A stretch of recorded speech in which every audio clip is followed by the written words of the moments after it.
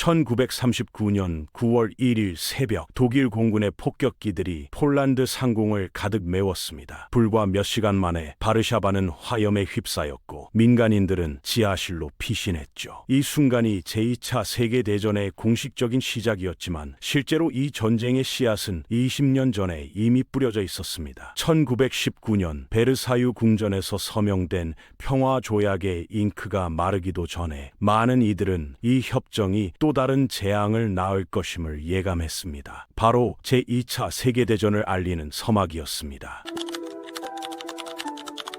당시 프랑스 원수 페르디낭 포슈는 베르사유 조약을 두고 이것은 평화가 아니라 20년간의 휴전일 뿐이라고 말했습니다. 그의 예언은 섬뜩할 정도로 정확했죠. 정확히 20년 하고도 65일 만에 유럽은 다시 전쟁의 소용돌이에 빠져들었으니까요. 제1차 세계대전이 끝난 후 승전국들은 복수에 눈이 멀어 지속 가능한 평화보다는 독일에 대한 징벌에 집중했습니다. 역사가들은 오랫동안 제2차 세계대전의 원인을 독립적으로 분석해왔지만 실제로는 두 대전이 하나의 연속된 비극이었다는 사실을 인정하게 되었습니다. 제1차 세계대전의 마지막 총성이 멈춘 순간부터 제2차 세계대전을 향한 카운트다운은 이미 시작되었던 것이죠. 오늘은 어떻게 인류 역사상 가장 파괴적인 전쟁이 불가피하게 되었는지 그 원인들에 대한 이야기입니다. 이야기는 1871년으로 거슬러 올라갑니다. 보불전쟁에서 승리한 프로이센이 독일 제국을 통일했을 때 유럽의 권력 균형은 급격하게 변화했죠. 새롭게 탄생한 독일 제국은 놀라운 속도로 산업화를 이루며 경제 강국으로 부상했습니다. 석탄과 철강 생산량이 급증했고 인구도 빠르게 늘어났죠. 1871년 4천만 명이었던 인구가 1914년에는 6,500만 명으로 증가했습니다. 하지만 독일에게는 치명적인 약점이 있었습니다. 국제 무대에 너무 늦게 등장했다는 것이죠. 영국과 프랑스는 이미 전 세계에 광대한 식민지 네트워크를 구축한 상태였습니다. 독일이 아프리카와 태평양에서 획득한 식민지는 보잘것없었고 주요 무역 루트에서도 배제되어 있었습니다. 카이저 빌헬름 2세와 독일 지도부는 자신들이 마땅히 받아야 할 존중을 받지 못한다고 느꼈습니다. 이러한 좌절감은 독일의 공격적인 외교 정책으로 이어졌습니다. 빌헬름 2세는 해군력 증강에 막대한 예산을 쏟아부으며 영국의 도전장을 내밀었죠. 드레드노트급 전함 건조 경쟁이 시작되었고 유럽은 군비 경쟁의 소용돌이에 빠져들었습니다. 독일의 팽창 야욕은 주변국들을 불안하게 만들었고 복잡한 동맹 체계가 형성되었습니다. 1914년 6월 28일 사라예보에서 오스트리아 황태자 부부가 암살당하는 사건이 발생했습니다. 이 한 발의 총성이 도미노처럼 연쇄 반응을 일으켰죠. 오스트리아가 세르비아에 선전포고를 했고 러시아가 세르비아를 지원하기 위해 동원령을 내렸습니다. 독일은 러시아에 선전포고를 했고 프랑스가 러시아 편에 가담했죠. 독일군이 중립국 벨기에를 침공하자 영국도 참전했습니다. 불과 몇 주 만에 유럽 전체가 전쟁에 휘말렸습니다. 제1차 세계대전은 모든 이의 예상을 뛰어넘는 참혹한 전쟁이었습니다. 당시 사람들은 크리스마스 전에 전쟁이 끝날 것이라고 믿었지만 전쟁은 4년 넘게 지속되었죠. 참호전이 주를 이루었고 수백만 명의 젊은이들이 몇 미터의 땅을 차지하기 위해 목숨을 잃었습니다. 베르댕 전투에서만 70만 명이 넘는 사상자가 발생했고 솜 전투는 첫날에만 6만 명의 영국군 사상자를 냈습니다. 1918년 12월 11일 마침내 휴전협정이 체결되었습니다. 독일은 패배했고 유럽은 폐허가 되었죠. 전쟁으로 인한 사망자는 약 1,700만 명에 달했고 부상자는 2천만 명이 넘었습니다. 경제적 피해는 상상을 초월했습니다. 프랑스 북부와 벨기에의 산업지대는 완전히 파괴되었고 농경지는 포탄 구멍으로 가득했죠. 1919년 1월 승전국 대표들이 파리에 모였습니다. 베르사유 궁전에서 평화조약을 논의하기 위해서였죠. 미국 대통령 우드로 윌슨은 14개의 조항을 제시하며 공정하고 지속 가능한 평화를 주장했습니다. 그는 민족 자결주의를 강조했고 국제 분쟁을 평화적으로 해결할 국제연맹 창설을 제안했죠. 윌슨의 이상주의는 새로운 세계 질서에 대한 희망을 품게 했습니다. 하지만 프랑스 총리 조르주 클레망소와 영국 총리 데이비드 로이드 조지는 다른 생각을 가지고 있었습니다. 특히 클레망소는 독일에 대한 가혹한 징벌을 원했죠. 프랑스는 1870년 보불 전쟁과 제1차 세계대전에서 두 번이나 독일의 침공을 받았고 국토의 상당 부분이 전장이 되었습니다. 클레망소는 독일이 다시는 프랑스를 위협하지 못하도록 완전히 무력화시키고자 했습니다. 결과적으로 베르사유 조약은 윌슨의 이상과 프랑스의 복수심이 뒤섞인 기형적인 협정이 되었습니다. 조약의 231조는 이른바 전쟁 책임 조항으로 전쟁의 모든 책임을 독일과 그 동맹국들에게 전가했습니다. 독일 대표단은 이 조항에 격렬히 반발했지만 그들에게는 협상의 여지가 없었죠. 서명을 거부하면 전쟁이 재개될 것이라는 협박을 받았습니다. 배상금 문제는 더욱 논란이 되었습니다. 1921년 런던에서 열린 회의에서 독일이 지불해야 할 배상금이 1320억 골드마르크로 확정되었습니다. 당시 환율로 약 330억 달러에 해당하는 천문학적인 금액이었죠. 이는 독일 GDP의 약 260%에 달하는 규모였습니다. 경제학자 존 메이너드 케인스는 이 배상금이 독일 경제를 파탄낼 것이며 결국 유럽 전체의 경제 회복을 지연시킬 것이라고 경고했습니다. 영토 손실도 독일인들에게는 굴욕적이었습니다. 알자스 로렌 지방은 프랑스에 반환되었고 서부 프로이센과 포제는 새롭게 독립한 폴란드에 넘어갔습니다. 독일 본토와 동프로이센을 연결하는 폴란드 회랑이 만들어지면서 독일 영토는 두 동강이 났죠. 단치히는 국제연맹 관리하에 자유도시가 되었고 자르 지방은 15년간 국제연맹의 통치를 받게 되었습니다. 독일은 전체 영토의 약 13%를 잃었고 인구의 10%인 약 700만 명이 다른 나라의 통치 아래 놓이게 되었습니다. 군사적 제한도 가혹했습니다. 독일군은 10만 명으로 제한되었고 징병제가 금지되었습니다. 참모본부는 해체되어야 했고 전차와 중포, 군용 항공기, 잠수함의 보유가 금지되었죠. 해군은 소형 함정 몇 척만 유지할 수 있었습니다. 라인란트는 비무장지대가 되었고 연합군이 15년간 점령하기로 했습니다. 1919년 6월 28일 독일 대표단은 베르사유 궁전의 거울의 방에서 조약에 서명했습니다. 아이러니하게도 이곳은 48년 전 독일 제국이 선포되었던 바로 그 장소였죠. 독일 외무장관 헤르만 밀러는 울면서 서명했고 독일 국민들은 이를 치욕의 날로 기억했습니다. 조약 소식이 독일에 전해지자 전국에서 분노의 시위가 일어났습니다. 베르사유 조약은 처음부터 심각한 결함을 안고 있었습니다. 윌슨의 이상주의는 너무 약했고 프랑스의 복수심은 너무 강했죠. 조약은 독일을 유럽 질서에 통합시키기에는 너무 가혹했지만 독일이 재무장하고 복수하는 것을 막기에는 충분히 가혹하지 않았습니다. 독일은 치욕감과 분노를 느끼면서도 여전히 유럽 최대 인구와 산업 잠재력을 보유하고 있었습니다. 국제연맹은 윌슨의 가장 야심찬 구상이었습니다. 국가 간 분쟁을 평화적으로 해결하고 집단 안보를 보장하는 최초의 국제기구였죠. 본부는 스위스 제네바에 설치되었고 1920년 1월 공식 출범했습니다. 하지만 국제연맹은 치명적인 약점을 안고 태어났습니다. 제안자인 미국이 참여하지 않았던 것이죠. 윌슨은 국제연맹 창설을 위해 전국을 순회하며 연설을 했지만 의회를 설득하는 데 실패했습니다. 1919년 9월 윌슨은 뇌졸중으로 쓰러졌고 반대파가 주도하는 상원은 베르사유 조약 비준을 거부했습니다. 미국의 불참은 국제연맹의 권위에 치명적인 타격을 입혔죠. 세계 최대 경제 대국이자 채권국이 빠진 국제기구는 근본적으로 힘이 약할 수밖에 없었습니다. 국제연맹의 무력함은 곧 드러났습니다. 1931년 일본이 만주를 침공했을 때 국제연맹은 조사단을 파견하고 비난 결의안을 채택하는 것 외에는 아무것도 할 수 없었죠. 일본은 이에 대한 대응으로 1933년 국제연맹을 탈퇴했습니다. 1935년 이탈리아가 에티오피아를 침공했을 때도 마찬가지였습니다. 국제연맹은 경제 제재를 가했지만 주요 물품인 석유는 제재 대상에서 제외되었고 이탈리아는 쉽게 에티오피아를 정복했습니다. 독일 내에서는 정치적 혼란이 가중되고 있었습니다. 바이마르 공화국은 1919년 민주적으로 수립되었지만 처음부터 좌우 극단주의자들의 공격을 받았죠. 1919년 1월 베를린에서는 공산주의자들이 스파르타쿠스 봉기를 일으켰고 정부는 우익 준군사 조직인 자유군단을 동원해 이를 진압했습니다. 1920년에는 우익 쿠데타인 카프 폭동이 발생했습니다. 경제 상황은 더욱 악화되었습니다. 배상금 지불과 전쟁으로 인한 산업 기반 파괴로 독일 경제는 휘청거렸죠. 1923년 프랑스와 벨기에 해군이 독일이 배상금 지불을 연체했다는 이유로 루르 공업지대를 점령했습니다.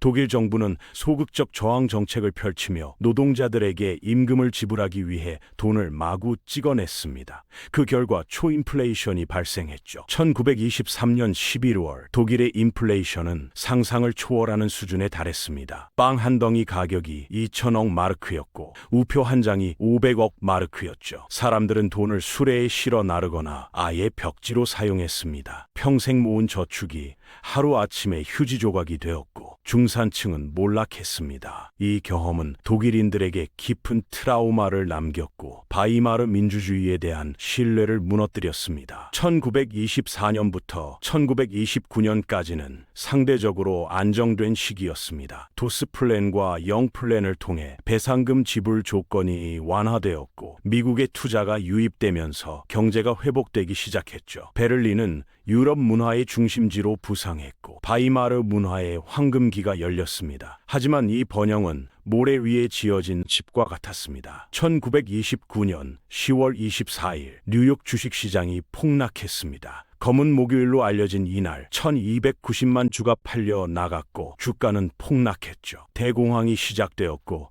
그 여파는 전 세계로 퍼져나갔습니다. 미국 자본에 의존하던 독일 경제는 다시 한번 붕괴했습니다. 1932년 독일의 실업자는 600만 명을 넘어섰고 실업률은 30%를 초과했죠. 이러한 상황에서 아돌프 히틀러와 나치당이 부상했습니다. 히틀러는 1889년 오스트리아에서 태어난 실패한 화가였지만 연설의 천재였죠. 그는 독일의 모든 문제를 베르사유 조약과 유대인 탓으로 돌렸습니다. 나치당은 1928년 선거에서 겨우 2.6%의 득표율을 기록했지만 대공황 이후 급성장했습니다. 1930년 선거에서 18.3%를 얻어 제2당이 되었고 1932년 7월 선거에서는 30.3%로 제1당이 되었죠. 히틀러는 대중의 불안과 분노를 교묘하게 이용했습니다. 그는 독일을 다시 위대하게 만들겠다고 약속했고 베르사유 조약의 굴욕을 씻어내겠다고 선언했죠. 동시에 공산주의의 위협을 과장하며 중산층과 보수 세력의 지지를 얻었습니다. 1933년 2월 30일 파울 폰 힌덴부르크 대통령은 히틀러를 수상으로 임명했습니다. 권력을 잡은 히틀러는 신속하게 독재 체제를 구축했습니다. 1933년 2월 27일 국회의사당 화재 사건을 빌미로 긴급 명령을 발동했고 3월에는 수검법을 통과시켜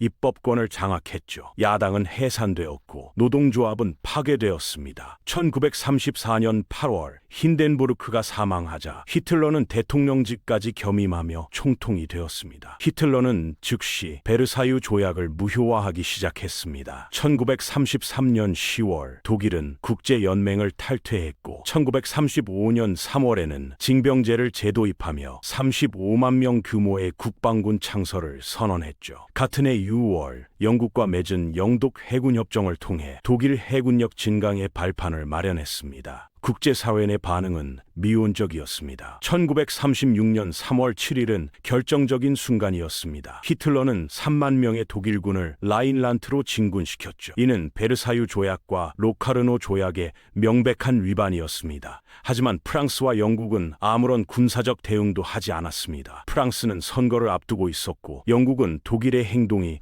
자국 영토로 들어간 것이라며 정당화했죠. 히틀러는 나중에 이 48시간이 그의 인생에서 가장 긴장된 순간이었다고 고백했습니다. 만약 프랑스가 개입했다면 독일군은 즉시 후퇴했을 것이라고 말이죠. 라인란트 재무장의 성공은 히틀러에게 확신을 주었습니다. 1936년 10월 그는 무솔리니의 이탈리아와 추축을 형성했고 11월에는 일본과 방공협정을 맺었습니다. 같은 해 독일과 이탈리아는 스페인 내전에 개입하여 프랑코 장군을 지원했죠. 스페인 내전은 다가올 세계대전의 리허설이 되었습니다. 1937년 12월 5일 히틀러 히틀러는 비밀 회의에서 자신의 확장 계획을 군부 지도자들에게 밝혔습니다. 독일은 생활 공간을 확보하기 위해 동쪽으로 팽창해야 한다는 것이었죠. 일부 장군들이 우려를 표명했지만 히틀러는 이들을 제거하고 군부에 대한 통제를 강화했습니다. 1938년 2월 그는 국방장관과 육군 총사령관을 해임하고 자신이 직접 국방군 최고사령관이 되었습니다. 1938년 3월 12일 독일군이 오스트리아 국경을 넘었습니다. 이른바 안슐루스, 즉 합병이었죠. 히틀러는 오스트리아가 독일과 같은 민족이라는 논리를 내세웠습니다. 오스트리아 내 나치 세력이 합병을 요청했고 독일군은 환호 속에 비누로 입성했습니다. 국제사회는 이번에도 항의만 할 뿐 실질적인 조치를 취하지 않았습니다. 독일의 영토는 하룻밤 사이에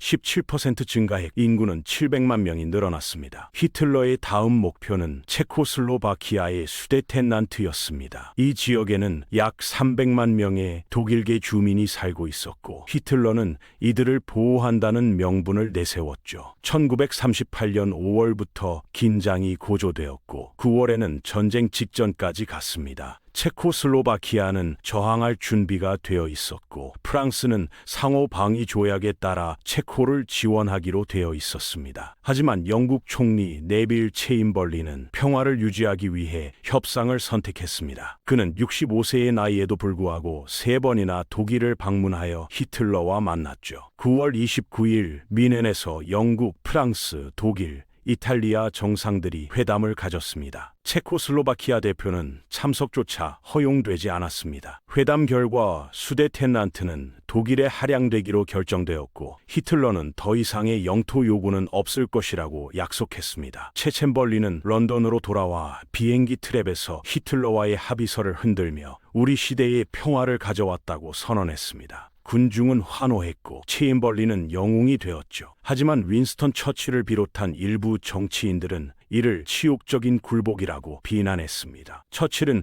의회 연설에서 영국이 전쟁과 치욕 사이에서 치욕을 선택했고 결국 전쟁도 없게 될 것이라고 경고했습니다. 처칠의 예언은 6개월 만에 현실이 되었습니다. 1939년 3월 15일 독일군이 프라하로 진군하여 체코슬로바키아의 나머지 지역을 점령했습니다. 히틀러는 미넨 협정을 완전히 무시했죠. 이제 영국과 프랑스도 더 이상 속을 수 없다는 것을 깨달았습니다. 3월 31일 영국은 폴란드에 안전보장을 제공했고 프랑스도 이에 동참했습니다. 만약 독일이 폴란드를 공격하면 전쟁이 불가피했습니다. 히틀러의 다음 목표는 단치히와 폴란드 회랑이었습니다. 하지만 여기에는 문제가 있었습니다. 폴란드 동쪽에는 소련이 있었고 양면 전쟁은 피해야 했죠. 히틀러는 놀라운 외교적 전환을 감행했습니다. 1939년 8월 23일 베를린에서 독일 외무장관 리벤트로프와 소련 외무장관 몰로토프가 불가침 조약에 서명했습니다. 공산주의를 증오하던 나치와 파시즘을 적대시하던 소련이 손을 잡은 것이죠. 조약에는 비밀 의정서가 포함되어 있었습니다. 폴란드를 분할하고 발트 3국과 핀란드를 소련의 영향권으로 인정한다는 내용이었죠. 스탈린은 서방 국가들이 독일을 저지하기 위한 집단 안보 체제 구축에 무관심했고 결국 독일과의 거래를 선택했습니다.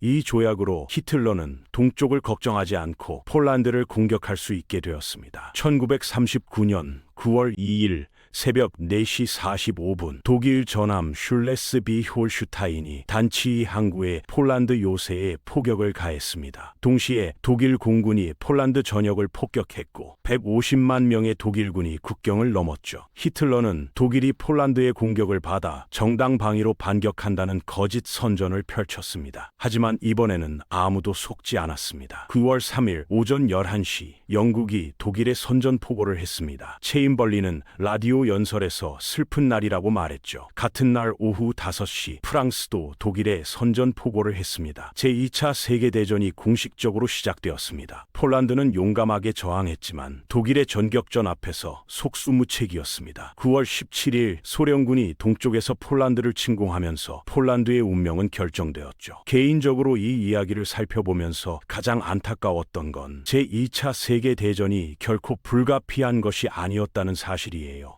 베르사유 조약이 좀 더 공정했더라면, 국제연맹이 실질적인 권한을 가졌더라면, 대공황이 독일을 덜 강타했더라면, 무엇보다 유화 정책 대신 단호한 대응이 있었더라면 역사는 달라졌을 겁니다. 히틀러가 처음 베르사유 조약을 위반했을 때 제대로 된 제재가 있었다면 수백만 명의 목숨을 앗아간 전쟁은 피할 수 있었을지도 모르죠. 역사가들은 뮌헨 협정을 20세기 최악의 외교적 실책 중 하나로 꼽습니다. 유화 정책이라는 이름으로 독재자의 야욕을 키워준 셈이 되었으니까요. 체인벌리는 전쟁을 피하기 위해 최선을 다했지만 역설적으로 그의 노력이 더 큰 전쟁을 불렀습니다. 제1차 세계대전의 공포를 기억하는 세대는 평화를 간절히 원했고 그 간절함이 오히려 판단을 흐리게 만들었던 거죠. 베르사유 조약의 교훈은 명확합니다. 복수에 기반한 평화는 지속될 수 없다는 것이죠. 패전국을 국제 질서에 통합시키지 못하고 굴욕만 안겨준다면 그 나라는 언젠가 복수를 꿈꾸게 됩니다. 제2차 세계대전 후